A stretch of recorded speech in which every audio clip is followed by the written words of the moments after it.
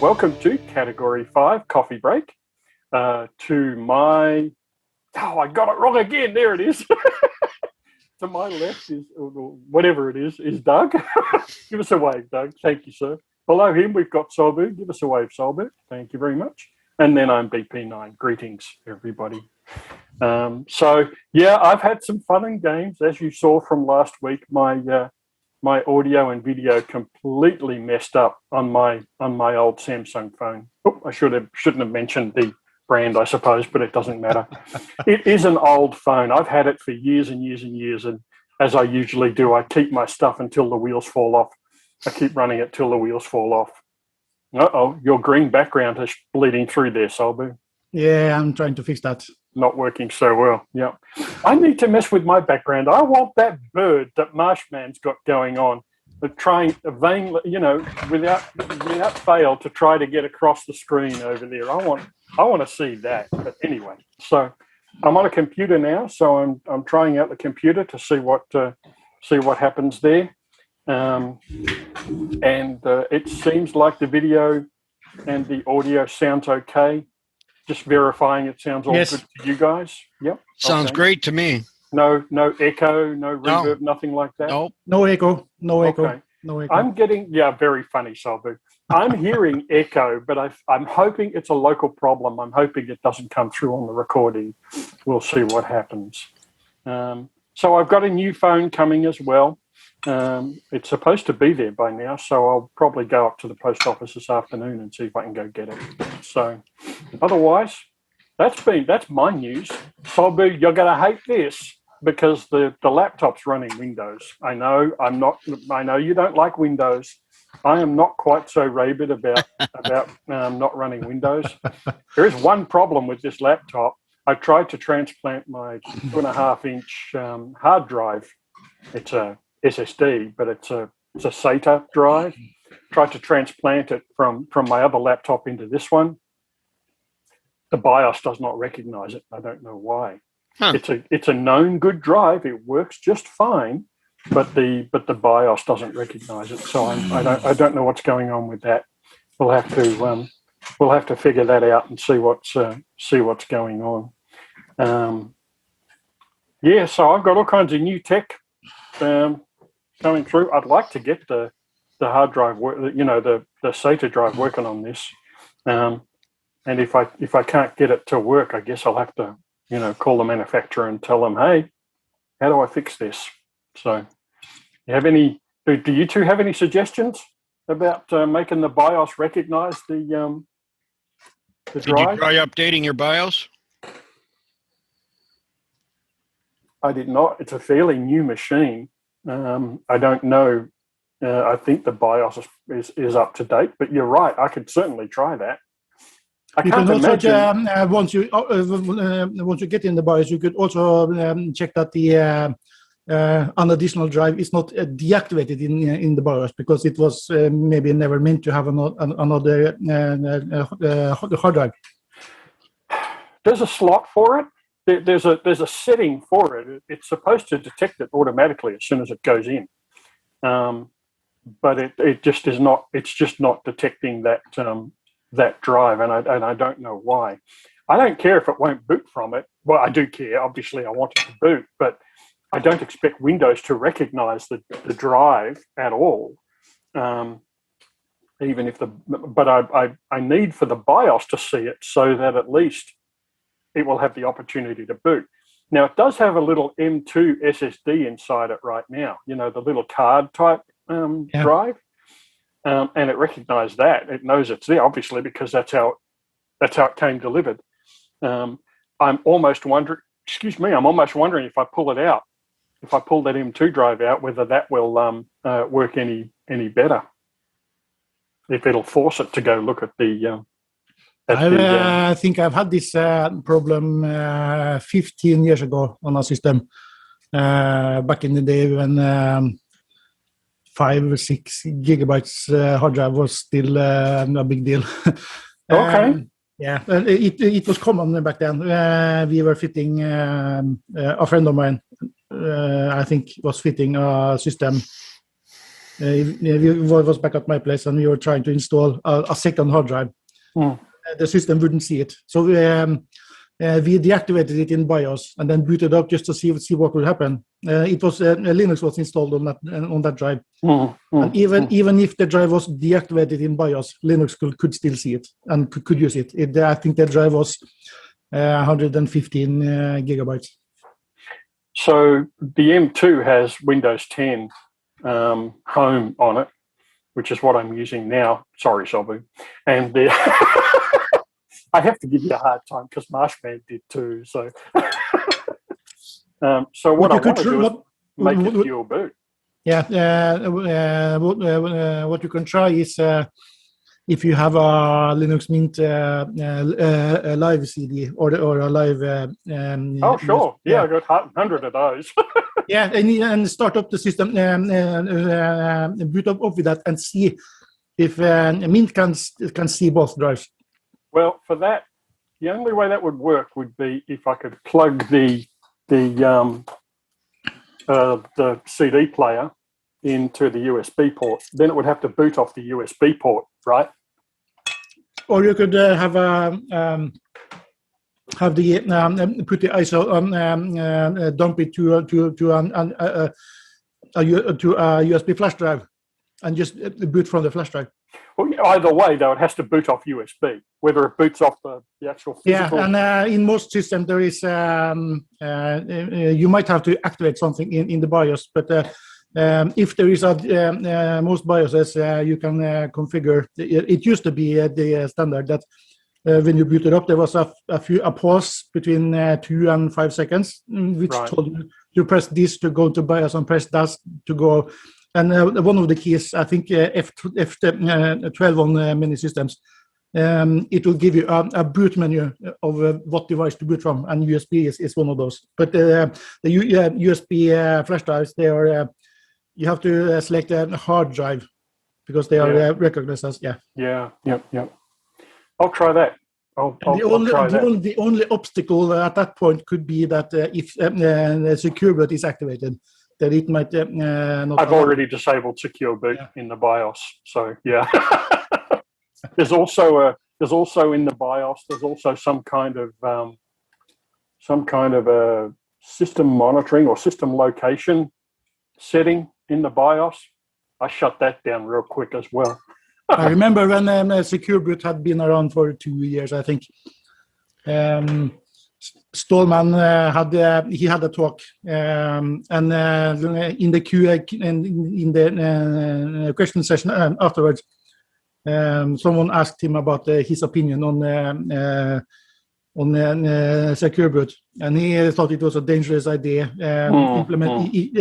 It could be used. It turned out it wasn't as dangerous. It wasn't used for lockdown or other OSS. But one of the other questioners behind him and him again, they said that he quite fancied the idea of having a system where he could actively deny a Microsoft system from booting up. Such a system. Works both ways, though, doesn't it? Right? So yeah, nice.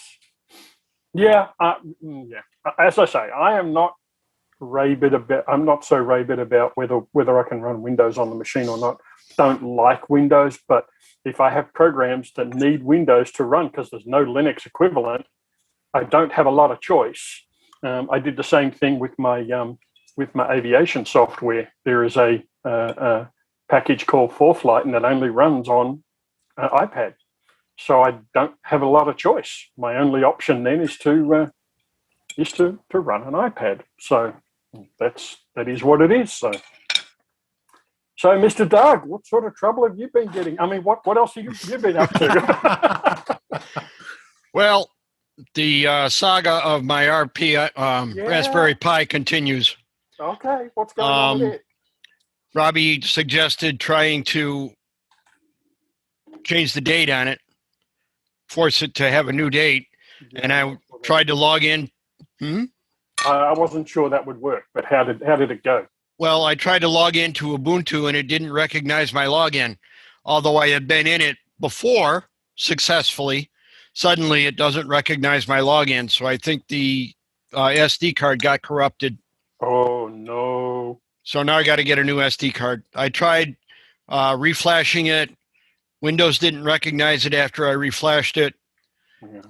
So I think the SD card got corrupted, or the flash. Did you try F-disk damaged it. Did you try F-disk on the SD card to see if you could F-disk? What F-disk think does about is that. recreates the partitions and stuff. So. I think about F-disk in terms of hard drives, not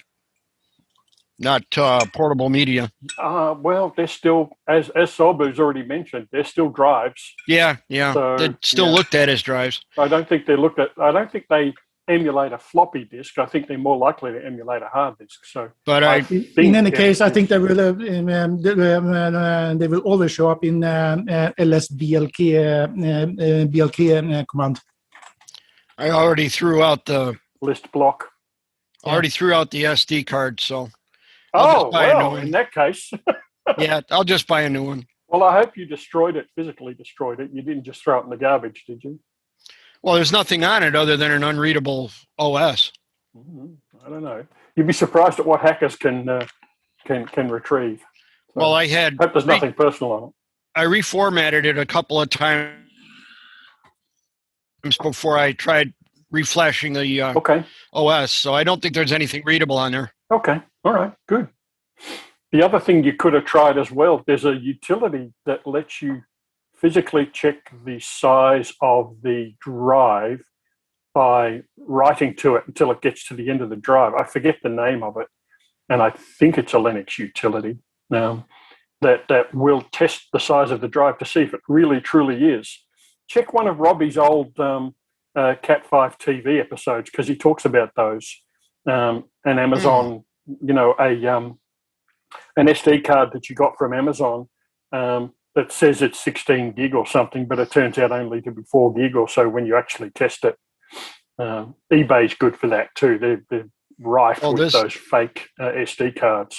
No, I bought this from Walmart. It said it was a 32 gig drive, and when I tried to format it, it recognized it as 29 point something gigabytes. So that's about right, because you always lose some space in formatting. Right, because it has a little bit of an OS of its own. There's some, it's just the amount of space used by the formatting procedure. Right. Yeah, so, I remember back when the floppies were still widely used. I was always intrigued by the fact that you mean this? Yeah. I know what that is. It's a 3D printed. It's a 3D printed save icon, is what that is. Yes. I remember the labels on those used to say. There you go. Now that's old technology right there. Sure, it sure is. Yeah. On the old floppy drive, floppy diskettes 30 years ago, on the ones that you have, the capacity was listed as 2 megabytes. Oh wow! Is that a zip disk? No, this is a Trevan 8 gigabyte tape.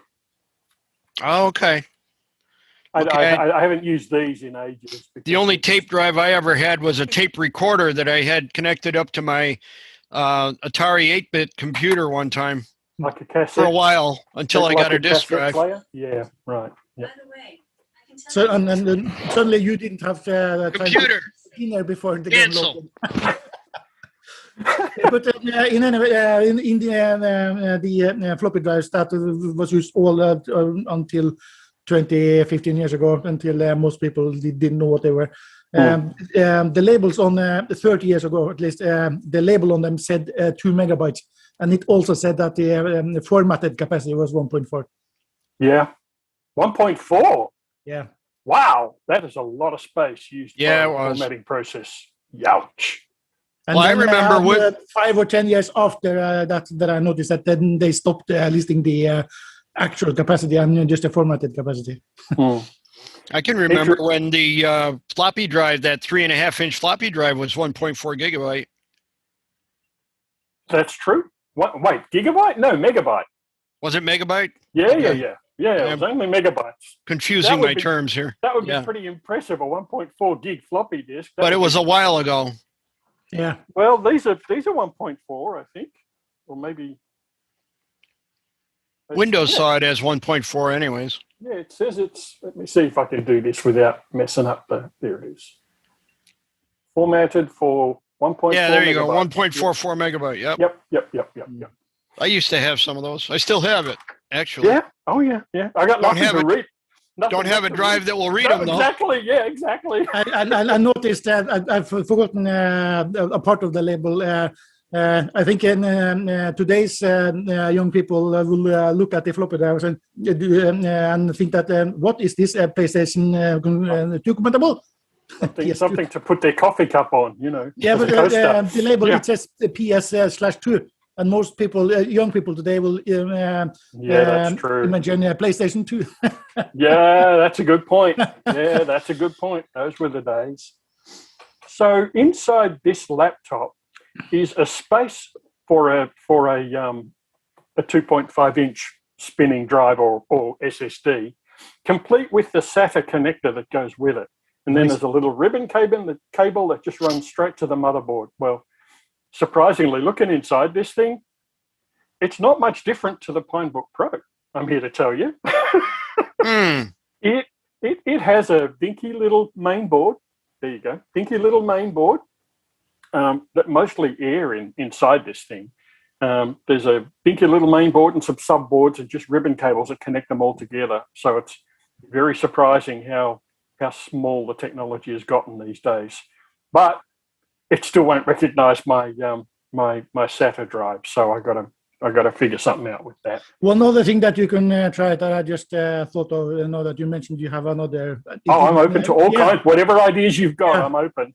Take the existing drive and plug it into the other, just to see if that works on that connection, provided it is the same type of drive. So the existing drive is an M2 card, not a SATA drive. There's only room for one SATA drive in here. If I take the SSD and plug it into an adapter, that's a SATA adapter on one end and a USB plug on the other end, I can plug it into this. It'll spin it right up, no problem at all.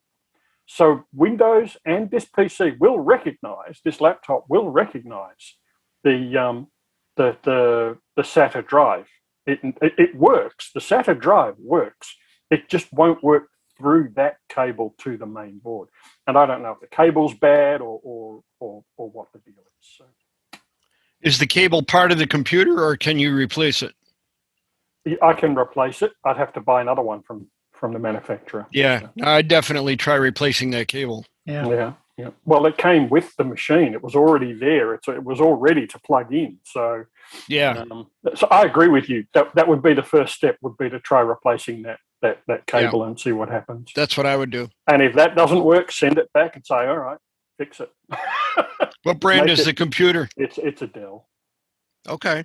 Well, they're usually pretty good. I suspected so as well. I've had good luck with Dell. This is the first time I've had a problem with it. And all I can think of is that there's some misconfiguration. But one of the things I do want to try is to probably take out the coin battery to reset the BIOS completely to a fresh BIOS. Yeah. Then take out the M2, the little card. Yes. And then put the SATA inside it. Yeah, make that the only OS. Right. Make it the only drive that it can boot from. See if it recognizes that. Yep. And Dell's usually easy to work on too. Yeah, they are. That's why some of the easiest computers I've worked on. Yeah. As I say, I've had good luck with them. So it was rather disappointing to not be able to boot Linux on it. So right. We'll see what happens. Solbu, what have you been up to? Oh, well, firstly, Doug, did you ever resolve your Raspberry Pi issues? Because we started talking about something else. No, I threw out the SD card. I got to buy a new SD card. Okay. Reflash it and try again. Yeah. Wow. You are just having all kinds of issues with that, aren't you? Yeah. I'm so sorry. I'm sorry. When I get my stimulus, maybe I'll go buy an Odroid or something. There you go. See if that works better. Yeah, that'll work. So Certainly couldn't work any worse. Yeah. We should have a minute of silence in memory of his old drive. Yeah. No. Nah, I don't think so. All right, Solbu, what sort of trouble have you been getting up to in Neelix's kitchen over there? He had given me some delicious dinner, spaghetti and very nice. Yeah, very nice. So today I have been. My friend has this big server on our shared server. We have a few VMs. On one of them, he has an Nextcloud instance. We upgraded, we reinstalled from scratch, and he wanted to have a new kind of setup now that he know how it works and what he wants. So we have been updating to the newest Nextcloud version. So this is Nextcloud running on your local machine, on a local machine? On a computer in a data center, where the Nextcloud runs in a virtual server on our server. Okay. Yeah. But it's your hardware? Yeah. Okay. Well, that's better than using someone else's computer anyway. I guess that was the point I was trying to make. I wanted to make sure it was not someone else's computer that you were actually dealing with. It used to be his computer, but we shared on the monthly bill. And now we, 5 years ago, we upgraded to a faster server. And now we only half each, and I pay all the bills. So. Oh, okay. Wow. All right. I'm getting up in the world. Yeah, there you go. There you go. So it's in a data center, so you have easy access to the internet. Is that why? Or is it just it's managed better than you could at the house, I guess? It is my friend. He back in 2004 and 5. We used to have shell accounts on other server providers where we had. We used to run IRC clients in order to be, and I run a couple of egg drops and so on. And we paid for that. And one of the cool things about these kinds of servers was that they had one of them, I think, had 100 IP addresses that we could select from. Wow! And they had host names and PTR records associated with them. Nice. But almost all of the host names on those IP addresses was curse words and sexual. Yeah. So his dream was to have to start some type of server along those lines and have IP addresses where without obscene names. Were they English curse words or were they Swedish curse words or Norwegian? A combination. Oh, nice. one of the most used domains, it was on Norwegian, but it translates loosely to the sex school. So, nice. And with all kinds of subdomains, and so he didn't want to use that for too long. So I've been looking a little bit into running my own mail server, and it's complicated. Yeah. A lot to it. This is not something you want to do lightly. This is something that you should think carefully through before you actually do it. You have to know what you're doing. Yes, you do. How long did it take you to get yours set up? Oh, about a year. Wow. What? From the time you decided to do it to the time it started working properly? No, it took a year for me to learn how it worked. And when I knew how it worked, then I moved it in-house. And what? And what? I started with a mail server called SendMail, which was but I knew that it was unreliable. But I only used it to send mail out. I guess you're now using like postfix, right? Yeah. Okay. So after 3 months, I switched to postfix when I knew that there was an. But there are a lot of moving parts to it. That's the thing that sort of surprises me. There's like 3 or 4, if not more, separate services that actually run to move pieces of mail from one place to another. But even so, that doesn't get you a POP server for you to retrieve your mail back to your Thunderbird or whatever it is that you're using for your mail client. Yeah, for that you have to have the one I use is something called Dovecot. Dovecot, yeah. I think I saw that in the repositories in the Linux repositories that I was using, and I wondered if that was the appropriate one to use. Okay. A hard thing about hosting, a hard thing to get right when you're doing this at home or at your own system is get the certificates right, because you have to have a public valid certificate. Okay. After Let's Encrypt came, a year after they came, we installed that on our server. So we have had that for 4 years now. And that's Let's Encrypt takes care of installing in the web server software. And I've found out a way to configure that anytime that a certificate is updated, then this is part of the Let's Encrypt system. Right. Then I configured, I made a shell script to copy to restart 3 services. Okay. Yeah. Sounds like I need to pick your brain some more. Maybe we'll do that next week and at the next coffee break. We are running out of time. Oh, I cannot believe how quickly time flies when we do the coffee break. Seems to happen quickly. It sure does. It sure does. For some reason, I always picture Peter in my head in the end. I don't know where Peter went today. He's not here today. You had a time zone change. But I gave him plenty of warning. I put it up there. I said hour and a half away, got another. Yeah, but if he is used to only looking in maybe then 5 maybe minutes.